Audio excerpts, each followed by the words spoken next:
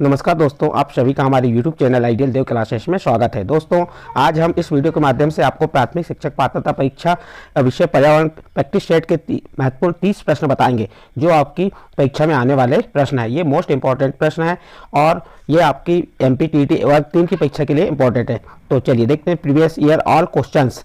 तो ये आपका प्रैक्टिस सेट 3 रहेगा और इसके पहले के वीडियो में हमने आपको प्रैक्टिस सेट 1, 2 बता चुके हैं। ये तीसरा, इसी के बाद चौथा, पांचवा बताते जाएंगे, जिससे आपको एक सीरीज बना देंगे और जिससे आपकी परीक्षा जो होने वाली है, इसकी प्राथमिक शिक्षक पात्रता परीक्षा, उस परीक्षा के लिए ये महत्वपूर्ण प्रश्न रहेंगे। इसी प्रकार विषय गणित की है, बाल विकास की, हिंदी की, सभी की आपको प्रैक्टिस सेट बताते जाएंगे। आप हमारे चैनल को सब्सक्राइब कर लीजिए, आपको इसके माध्यम से गणित के भी महत्वपूर्ण प्रश्न आपको बताए जाएंगे। तो चलिए देखते हैं पर्यावरण अध्ययन के महत्वपूर्ण प्रश्न। ये यहाँ पे आपका भाग 5, ये भाग 5 में से ये होता है जो आपका पेपर होगा। उस पेपर में आपके पहला भाग क्या रहेगा, बाल विकास और शिक्षा शास्त्र का। दूसरा भाग जो रहेगा आपका हिंदी भाषा का। तीसरा भाग जो रहेगा आपका जो भाषा रहेगी आपकी लैंग्वेज, इंग्लिश है, संस्कृत है, वो रहेगा। और चौथा जो है आपका गणित का। और ये कौन सा है आपका 5वां भाग, पर्यावरण अध्ययन का, अंतिम भाग रहेगा आपके पेपर का। तो उसके महत्वपूर्ण प्रश्न है।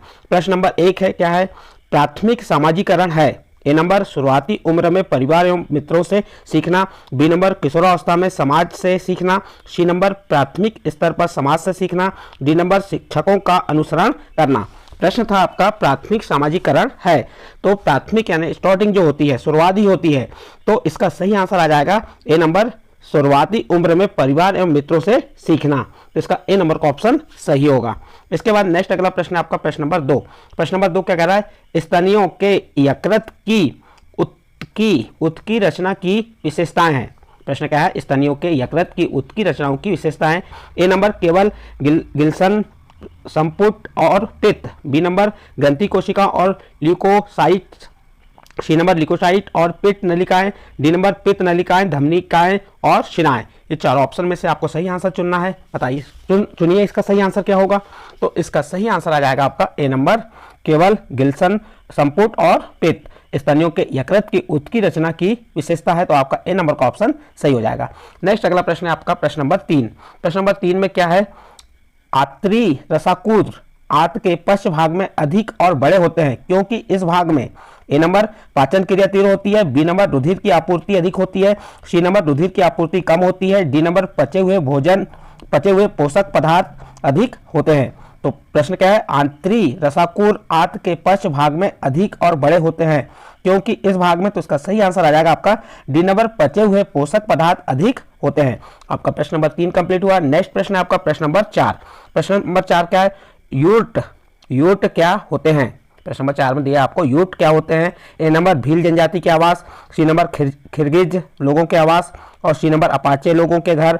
और डी नंबर, एस्किमो लोगों के आवास। तो इसका सही आंसर क्या होगा, बताइए, यूट क्या होते हैं। तो इसका सही आंसर आ जाएगा आपका बी नंबर, किर्गिज लोगों के आवास। नेक्स्ट प्रश्न है आपका प्रश्न नंबर 5। प्रश्न नंबर 5 क्या है, दक्षिण अफ्रीका में बंटू जनजाति के आवास कहलाते हैं। प्रश्न क्या है, दक्षिण अफ्रीका में बंटू जनजाति के आवास कहलाते हैं। ए नंबर, काल। बी नंबर, विकिअप्स। सी नंबर, होगान। और डी नंबर, लॉन्ग्स हाउस। तो इसका सही आंसर आ जाएगा आपका ए नंबर, काल। दक्षिण अफ्रीका में बंटू जनजाति के आवास कहलाते हैं, क्या कहलाते हैं, काल कहलाते हैं। इसके बाद नेक्स्ट अगला प्रश्न आपका प्रश्न नंबर 6। प्रश्न नंबर 6 में है, मधुमक्खियां पालने का कर्म कहलाता है। A number, pisciculture. B number, apiculture. C number, sericulture. और डी नंबर, एक्वा कल्चर। प्रश्न क्या था, मधुमक्खियां पालने का कर्म कहलाता है। तो इसका सही आंसर आ जाएगा बी नंबर, एपीकल्चर। इसका जो मधुमक्खियां पालने का कर्म क्या कहलाता है, तो एपीकल्चर कहलाता है। नेक्स्ट प्रश्न आपका प्रश्न नंबर 7। ये खेल गैर पारंपरिक माने जाते हैं, इन खेलों में खूब आनंद भी आता है और डर भी लगता है, ये खेल कहलाते हैं। ए नंबर, परीक्षात्मक खेल। बी नंबर, गतिशील खेल। सी नंबर, विदेशी खेल। और डी नंबर, रोमांचकारी खेल। तो सही आंसर क्या हो जाएगा यहाँ पे, इसका क्या है, ये खेल यानी ये जो आपके खेल है गैर पारंपरिक माने जाते हैं, इन खेलों में खूब आनंद भी आता है और डर भी लगता है, ये खेल कहलाते हैं। तो इसका सही आंसर आ जाएगा डी नंबर, रोमांचकारी खेल। इसके बाद नेक्स्ट अगला प्रश्न है आपका प्रश्न नंबर 8। प्रश्न नंबर 8 क्या कह रहा है, कौन सा राज्य टाइगर स्टेट के नाम से जाना जाता है। प्रश्न क्या है आपका, कौन सा राज्य टाइगर स्टेट के नाम से जाना जाता है। A number, Rajasthan. B number, Pashchim Bangal. C number, Gujarat. और डी नंबर, मध्य प्रदेश। तो इसका सही आंसर आ जाएगा डी नंबर मध्य प्रदेश। मध्य प्रदेश राज्य ऐसा राज्य है जिसे टाइगर स्टेट के नाम से जाना जाता है। अगला प्रश्न है आपका प्रश्न नंबर 9। बिहार राज्य में लीची के उत्पादन में कौन सा जिला अग्रणी है? प्रश्न क्या है आपका, बिहार राज्य में लीची के उत्पादन में कौन सा जिला अग्रणी है? A number Gaya, B number Patna, C number Muzaffarpur और डी नंबर जहानाबाद। तो सोचिए आप इसका आंसर क्या होगा, चुनिए इसमें चारों ऑप्शन में सही आंसर क्या होगा। बिहार राज्य में लीची के उत्पादन में कौन सा जिला अग्रणी है? तो इसका सही आंसर आ जाएगा आपका सी नंबर मुजफ्फरपुर। तो इसका सी नंबर का ऑप्शन सही होगा। नेक्स्ट अगला प्रश्न है आपका प्रश्न नंबर 10। प्रश्न नंबर 10 क्या है, खाद्य श्रृंखला में ऊर्जा का प्रभाव होता है? ए नंबर एक दिशी, बी नंबर बहुदिशी, सी नंबर चक्री और डी नंबर उभय दिशी।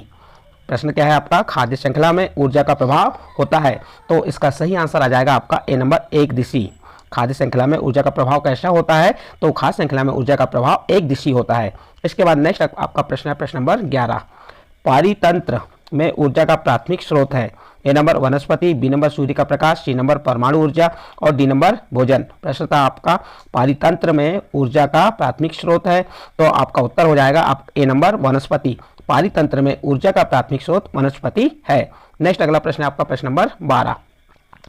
पर्यावरण अध्ययन की पाठ्य पुस्तक में रेलवे टिकट का एक नमूना दिखाना।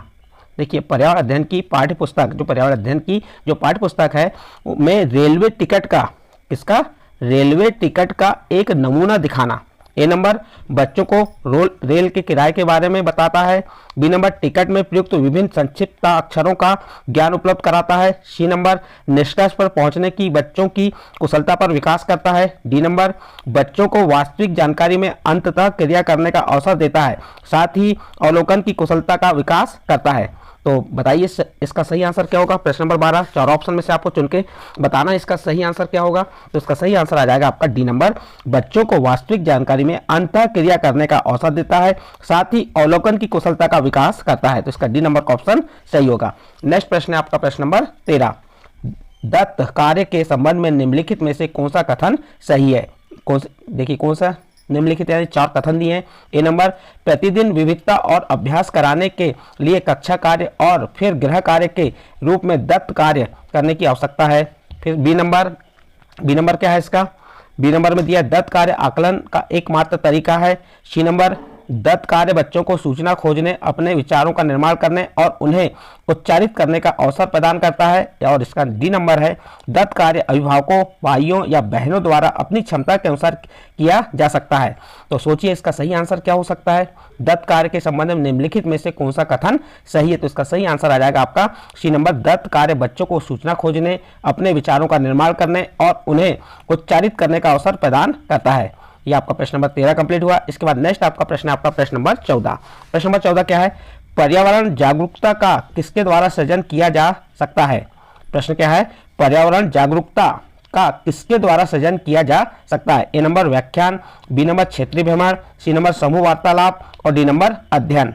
तो सोचो इस प्रश्न का आंसर क्या होगा और इसका आंसर चुन के बताइए कि पर्यावरण जागरूकता का किसके द्वारा सृजन किया जा सकता है। तो इसका सही आंसर आ जाएगा आपका बी नंबर क्षेत्रीय भ्रमण। पर्यावरण जागरूकता का किसके द्वारा सृजन किया जा सकता है? तो यहाँ पे इसका आपका जो क्षेत्रीय भ्रमण है, क्षेत्रीय भ्रमण के आधार पर पर्यावरण जागरूकता का सृजन किया जा सकता है। तो इसका बी नंबर का ऑप्शन सही होगा। नेक्स्ट अगला प्रश्न आता है आपका प्रश्न नंबर 15। वर्ष 1997 में विश्व पर्यावरण सम्मेलन आयोजित किया गया था। फिर से रिपीट कर दे रहे हैं प्रश्न नंबर 15 को। वर्ष 1997 में विश्व पर्यावरण सम्मेलन आयोजित किया गया था। ए नंबर रियो डी जेनेरो में, बी नंबर नेरोबी में, सी नंबर क्योटो में और डी नंबर न्यूयॉर्क में। तो इसका सही आंसर आ जाएगा सी नंबर क्योटो में। वर्ष 1997 में विश्व पर्यावरण सम्मेलन आयोजित किया गया था। तो ये सम्मेलन कहाँ आयोजित किया गया था? तो यह सम्मेलन क्योटो में आयोजित किया गया था। तो प्रश्न नंबर 15 का उत्तर क्या होगा? C number. इसके बाद नेक्स्ट अगला प्रश्न आता है आपका प्रश्न नंबर 16। महज कक्षा चौथी के शिक्षक हैं। महज कक्षा चौथी के शिक्षक हैं। वे वृक्ष संरक्षण की अवधारणा पर शिक्षार्थियों को संवेदनशील बनाने के लिए योजना बनाते हैं। निम्नलिखित में से कौन सी एक गतिविधि इस उद्देश्य के लिए सर्वाधिक उपयुक्त है? ए नंबर वाद विवाद प्रतियोगिता का आयोजन करना, बी नंबर एक पौधे को अपनाने और उसका पोषण करने के लिए प्रत्येक शिक्षार्थी को अभिप्रेरित करना, सी नंबर पोस्टर प्रतियोगिता में हिस्सा लेने के लिए विद्यार्थी को प्रोत्साहित करना, डी नंबर समूह चर्चा के लिए शिक्षार्थी के समूह करना। तो सोचिए इस प्रश्न का उत्तर क्या हो जाएगा। प्रश्न था, महज कक्षा चौथी के शिक्षक हैं, वे वृक्ष संरक्षण की अवधारणा पर शिक्षार्थी को संवेदनशील बनाने के लिए योजना बनाते हैं।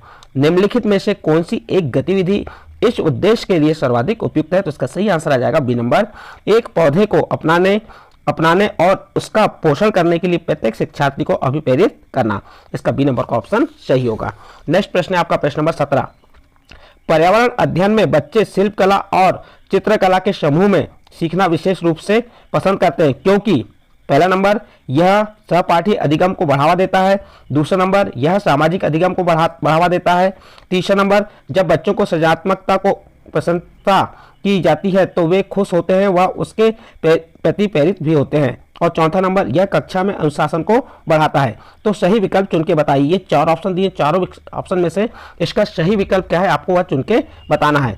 तो इसका सही आंसर आ जाएगा सी नंबर, सी नंबर का दूसरा और तीसरा। दूसरा क्या है, यह सामाजिक अधिगम को बढ़ावा देता है, और तीसरा, जब बच्चों में सृजनात्मकता को प्रशंसा की जाती है तो वे खुश होते हैं, वह उसके प्रति प्रेरित भी होते हैं। तो इसका यानी कि दूसरा भी सही है और तीसरा, तो इसका सी नंबर का ऑप्शन सही होगा। नेक्स्ट अगला प्रश्न आपका नेक्स्ट प्रश्न क्या है आपका प्रश्न नंबर 19।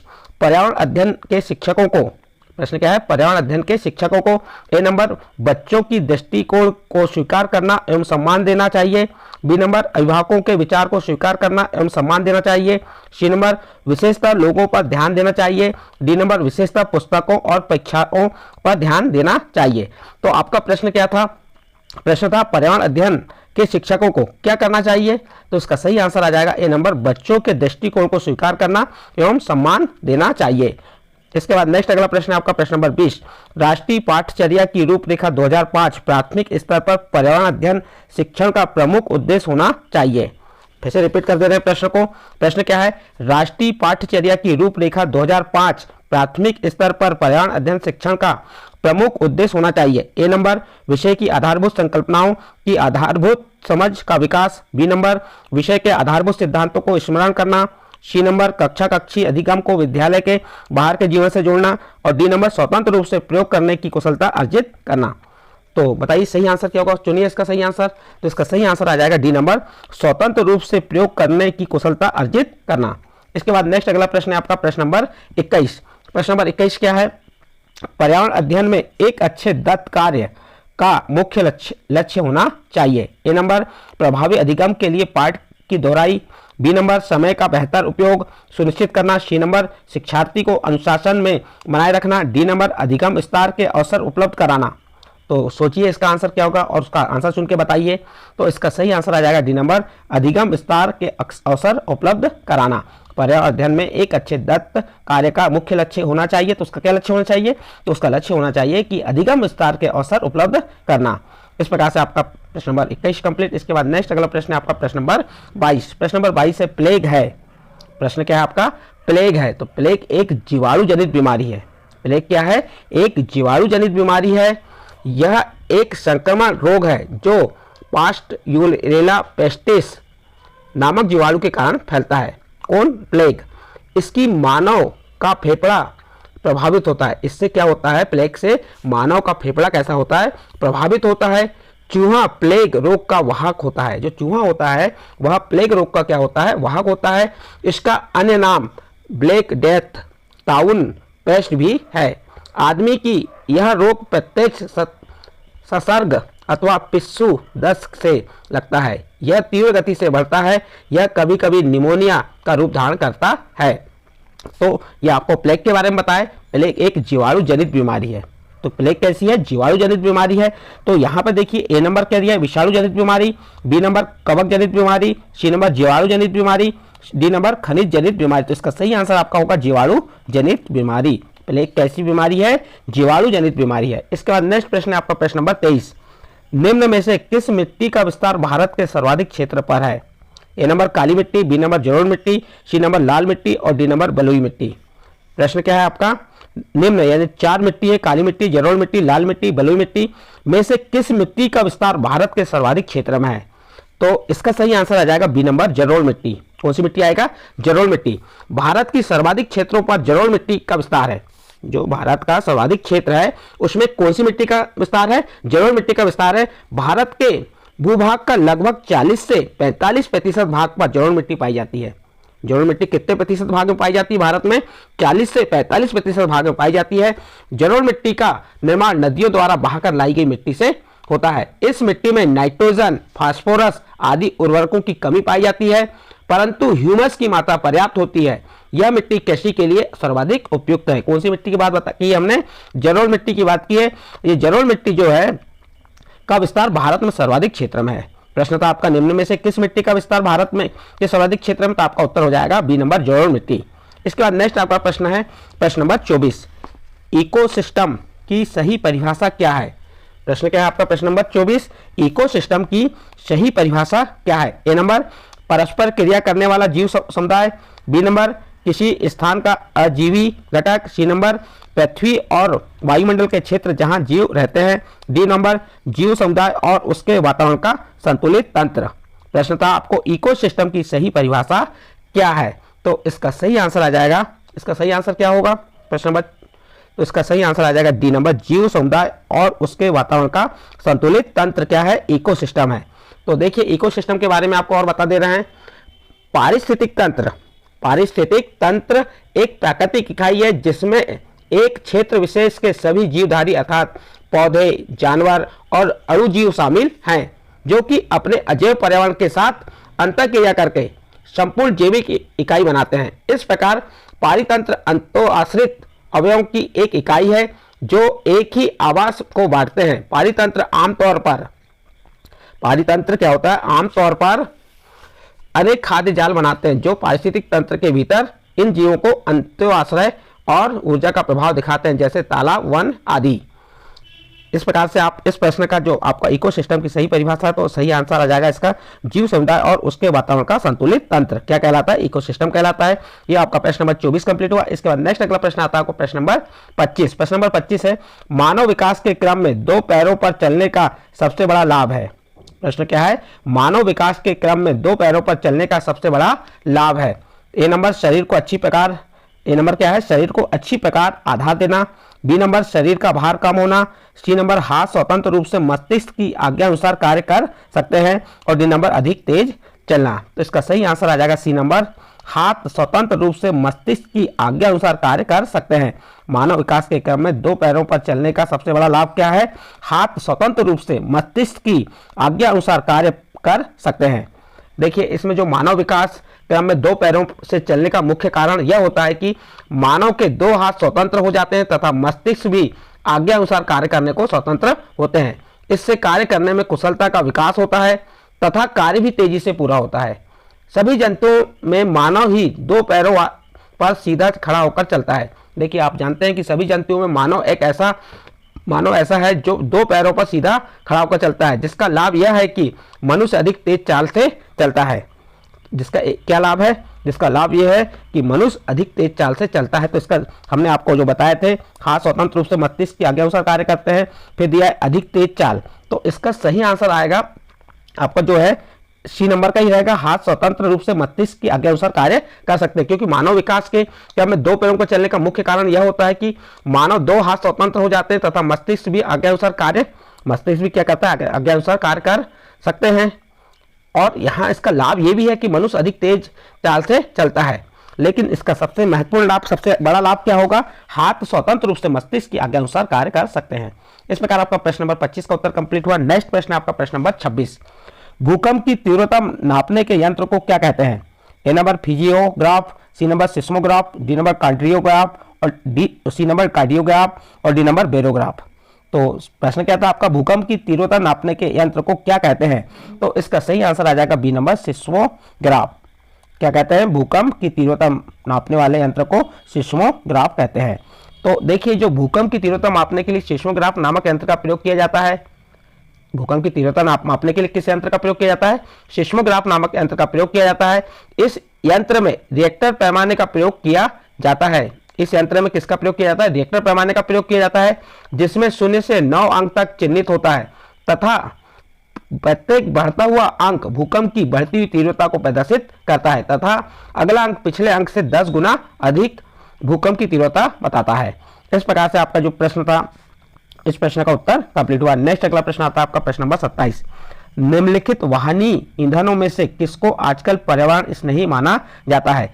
ए number diesel, B number petrol, C number द्रवित पेट्रोलियम गैस और सी नंबर द्रवित पेट्रोलियम गैस और डी नंबर है संपीड़ित प्राकृतिक गैस। प्रश्न क्या है आपका? प्रश्न है निम्नलिखित वाहनी ईंधनों में से किसको आजकल पर्यावरण स्नेही माना जाता है? तो इसका सही आंसर आ जाएगा डी नंबर संपीड़ित प्राकृतिक गैस। संपीड़ित प्राकृतिक गैस मीन्स होता है सीएनजी। ये क्या होती है? वाहनी ईंधनों में सबसे ज्यादा पर्यावरण स्नेही माना जाता है, क्योंकि इससे बहुत कम पर्यावरण प्रदूषण होता है। प्राकृतिक रूप से पाए जाने वाले ज्वलनशील गैस को अत्यधिक दबाव के अंदर रखने से बने तरल को सीएनजी कहते हैं। चूंकि यह गैस प्राकृतिक गैस का ही संपीड़ित रूप है, इसलिए इसका रासायनिक संगठन बगैर दाब के बने गैसों के समान होता है। इसमें मुख्य रूप से मीथेन, इथेन और प्रोपेन होता है। तो इस प्रकार से आपका प्रश्न नंबर 27 का उत्तर क्या हो जाएगा? सही आंसर क्या होगा इसका? डी नंबर संपीड़ित प्राकृतिक गैस। इसके बाद नेक्स्ट प्रश्न है आपका प्रश्न नंबर 28। किसी पारितंत्र में तत्वों का चक्रण कहलाता है? प्रश्न क्या है आपका? किसी पारितंत्र में तत्वों का चक्रण कहलाता है? ए नंबर जैव भू रासायनिक चक्र, बी नंबर भू वैज्ञानिक चक्र, सी नंबर रासायनिक चक्र और डी नंबर उपयुक्त में से कोई नहीं। तो इसका सही आंसर आ जाएगा आपका ए नंबर जैव भू रासायनिक चक्र। सभी जीवों का मुख्यतः 4 तत्वों की आवश्यकता होती है। सभी तत्वों को मुख्यतः कितने तत्वों की आवश्यकता होती है? 4 तत्वों की आवश्यकता होती है। ये तत्व हैं कार्बन, ऑक्सीजन, नाइट्रोजन तथा हाइड्रोजन। ये तत्व वातावरण से जीवों में और जीवों से वातावरण में स्थानांतरित होते रहते हैं। जीवमंडल में विद्यमान ये जैव चक्र भूगर्भीय रासायनिक चक्र या पोषक चक्र कहलाते हैं। तो इसका सही आंसर आपका हो गया ए नंबर जैव भू रासायनिक चक्र। किसी पारितंत्र में तत्वों का चक्रण क्या कहलाता है? तो भू रासायनिक चक्रण कहलाता है। अगला प्रश्न है चिपको आंदोलन के प्रेता हैं? A number Hemvati Nandan Bahuguna, B number Sunderlal Bahuguna, C number Mother Teresa और डी नंबर महात्मा गांधी। तो इसका सही आंसर आ जाएगा आपका बी नंबर सुंदरलाल बहुगुणा। चिपको आंदोलन का प्रेता किसे कहा गया? सुंदरलाल बहुगुणा थे। यह आंदोलन वृक्षों के काटने के विरोध में वर्ष 1973 में वर्तमान उत्तराखंड राज्य से प्रारंभ किया गया था। इस आंदोलन में जिस पेड़ को काटा जाता था, लोग उस पेड़ से चिपक कर खड़े हो जाते थे। इस तरह से पेड़ों की रक्षा का आंदोलन शुरू हुआ था। तो चिपको आंदोलन के प्रेता कौन है? तो आपका सही आंसर हो जाएगा बी नंबर सुंदरलाल बहुगुणा। और इस वीडियो का अंतिम प्रश्न है प्रश्न नंबर 30। वायुदाब नापने वाला यंत्र किस नाम से जाना जाता है? यहाँ 4 ऑप्शन दिए हैं। A number barometer, B number thermometer, C number seismograph और डी नंबर हाइग्रोमीटर। तो प्रश्न क्या है? वायुदाब नापने वाला यंत्र किस नाम से जाना जाता है? तो इसका सही आंसर आ जाएगा आपका ए नंबर बैरोमीटर। जो वायुदाब नापने वाला यंत्र कौन सा हो गया? आपका बैरोमीटर। आपको ध्यान रखना है कि बैरोमीटर के द्वारा वायुदाब नापा जाता है। वायुदाब नापने के लिए बैरोमीटर नामक यंत्र का प्रयोग किया जाता है। बैरोमीटर में वायुदाब मापने के लिए पारा नामक धातु का प्रयोग किया जाता है। जो बैरोमीटर होता है, बैरोमीटर में वायुदाब मापने के लिए पारा नामक धातु का प्रयोग किया जाता है। बैरोमीटर में पारे का नीचे गिरना आंधी युक्त मौसम का संकेत होता है। यदि बैरोमीटर का पारा नीचे गिरता है तो आपको यह पता चल जाएगा कि आंधी युक्त मौसम का संकेत होता है। जबकि थर्मामीटर जो है क्या करता है? मानव शरीर का ताप मापता है।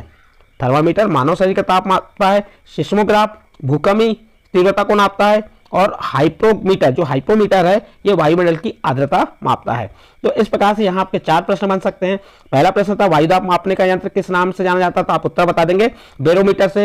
या आपसे प्रश्न ये भी किया जा सकता है कि मानव शरीर का तापमान मापा जाता है, तो आप उत्तर बता देंगे थर्मामीटर से। या आपसे पूछेगा भूकंपीय तीव्रता किस यंत्र से मापा जाता है? तो आप बता देंगे सिस्मोग्राफ से।